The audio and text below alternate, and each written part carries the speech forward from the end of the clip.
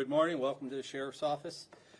Today, myself and Prosecutor Peter Lucido are going to talk about the shooting that occurred on October 14th in Macomb Township involving Mr. Eddie Jawad as the victim. Most of you have most of the information that happened on the 14th. We've seen it reported. You have the video, but I'm just going to go for a little timeline. I'm going to go over what our investigators and team did over the last 5 days to arrest an individual and get charges on that individual. The information I put out is probably the only information that you're going to get. We'll allow you to ask questions, but there is some information that we're not going to release, reference investigative techniques, any type of witnesses, or those type of things. We will identify the suspect that we have in custody. Mr. Lucido will talk about charges that his office has authorized on this individual, and he will be arraigned today at 1 p.m. in the 41A District Court in Shelby Township. So, just by way of a recap, we know that this incident happened on the 14th of October at Mr. Jawad's home on 24 Mile. Video surveillance cameras have the subject arriving on Wellington Valley Drive in a black Ford vehicle around 8:22 a.m. At approximately 9:30 a.m., we have the individual going through a backyard, climbing the wall to get onto Mr. Jawad's property. At 10:18 a.m., the victim, Mr. Jawad, exits his garage and his SUV, proceeds down his driveway when the suspect comes out between a couple cars and fires shots at Mr. Jawad while he is in his vehicle. Our investigators have determined that approximately 7 shots were fired at him with a 9mm handgun. Following the shooting, the suspect returned to his vehicle, which was parked on Wellington Valley Drive, and fled eastbound on 24 Mile, per witness accounts. As you already know, Mr. Jawad was grazed in the right leg and the bullet struck his left leg. He also suffered wounds from broken glass from the shooting. Over the next 5 days, our investigators worked tirelessly.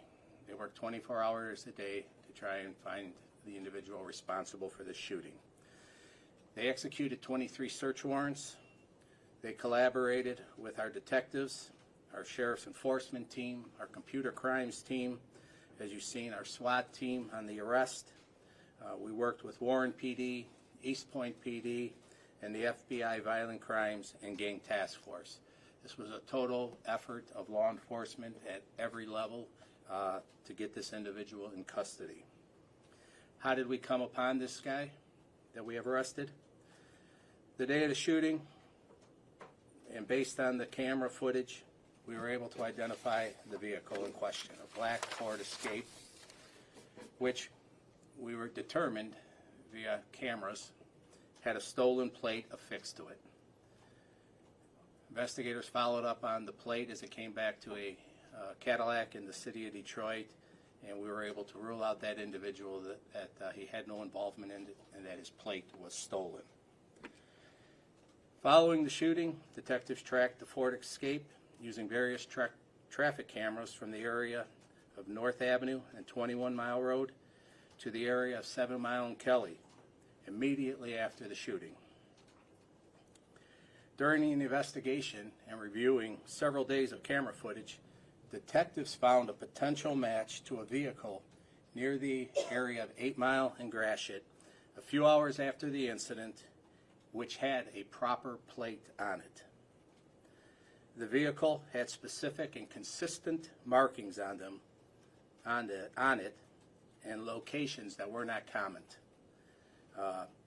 We were able to identify brake dust on the wheel well, smudges that were on the vehicle, and bird poop that was on the vehicle. The further investigation revealed that the suspect, excuse me one second.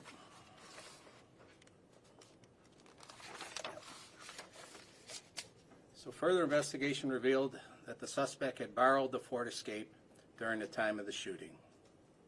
Oh, wait a minute. I apologize.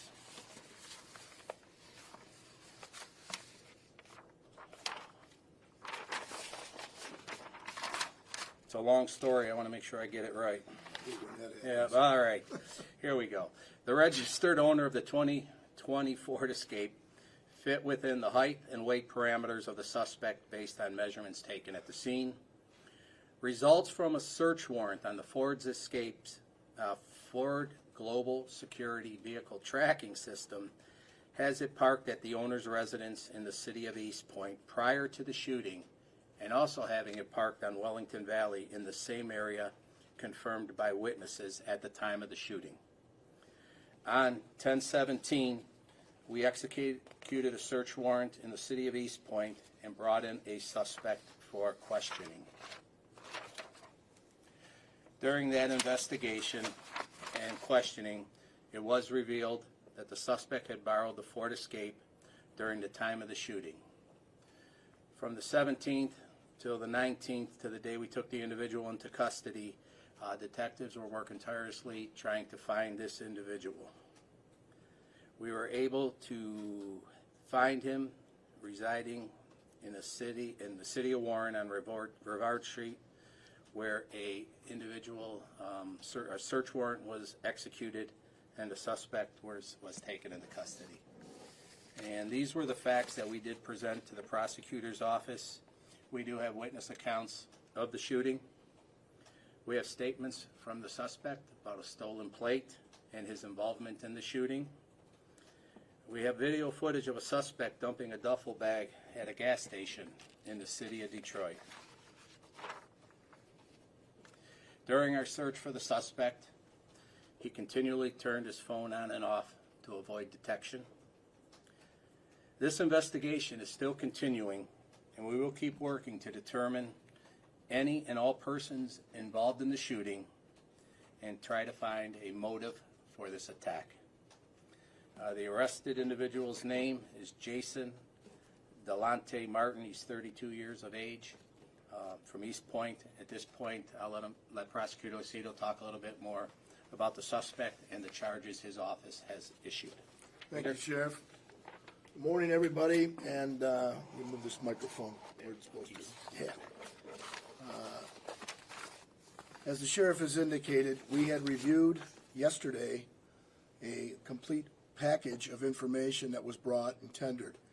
At that time, all the investigative material was reviewed by the Major Crimes Unit, and Jasan Martin, 32 years old, was charged with the following counts. Total of 6: assault with intent to commit murder, life offense; possession of a weapon by a prohibited person.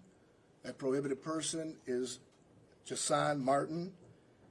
Also, possession of a weapon or carrying with an unlawful intent, and that's a 5-year felony, as well as the possession of a weapon by a prohibited person. Felony firearm, 3 counts because of the 3 separate charges. This is an individual that's on parole out of Ohio, transferred here to Michigan, and as such, it's a HAB-4, which is habitual for up to a life offense. In addition, he's on parole for armed robbery, kidnapping, and assault with a dangerous weapon, and probably will have a parole hold, if not already in place, will be in place by the time of his arraignment today. Those are the charges, and we look forward to being a minister of justice to see that justice is served in this case. That's about it. Thank you. Again, I just want to echo and thank my team from the time this incident occurred to the time we took Mr. Martin into custody. They didn't stop. They followed every lead, did numerous interviews, and never went home and kept working. So kudos to all my team and all of our partners in law enforcement. So this time we'll take your questions if we can answer them. Any word on a possible motive? Not at this point. Chris? Can you spell the suspect's name for us, please? All right. It's Jasan. Jasan? Yes. Middle name Delante, Delanta. Last name Martin, Martin. Jasan Delanta.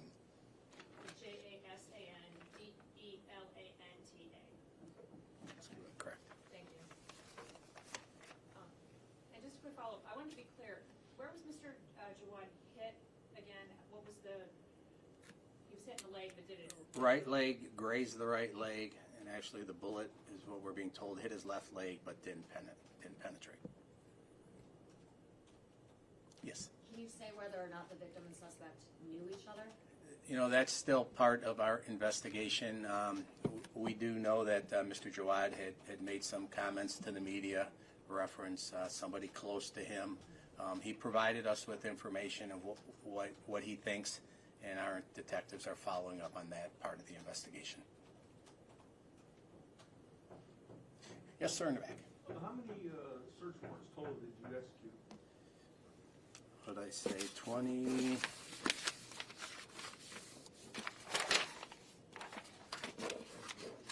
23. 23 different Yep. search warrants? Yep. Okay. Chris? Sure. You were talking about being in East Point and then arresting the person in Warren. Can you So we, go through that real quick in terms of, was the suspect in East Point originally and you picked him up in Warren, or this one? so originally we had this vehicle and we had the stolen plate on it, right? Yeah. So we were able to confirm finding two vehicles that were similar in nature and had the three characteristics. The first time we saw it, it had a stolen plate on. The second time we saw it, it had the right plate on it, which came back to a home in East Point. So we executed a search warrant and brought an individual in for questioning.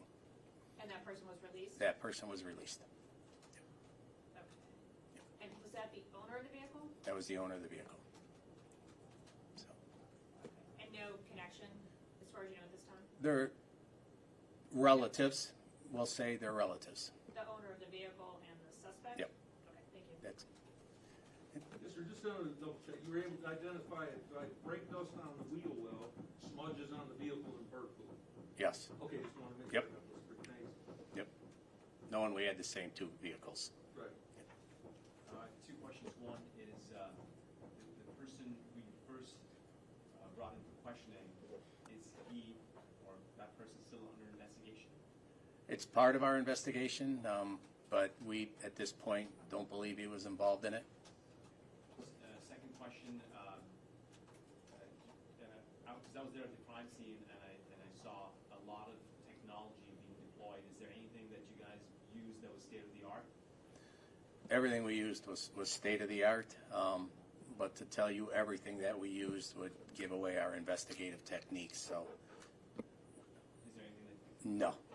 special usually that Not that we want to release. It helps us do our job. Sure. I know there was some discussion about Mr. Jawad. He's a local businessman, gas station owner.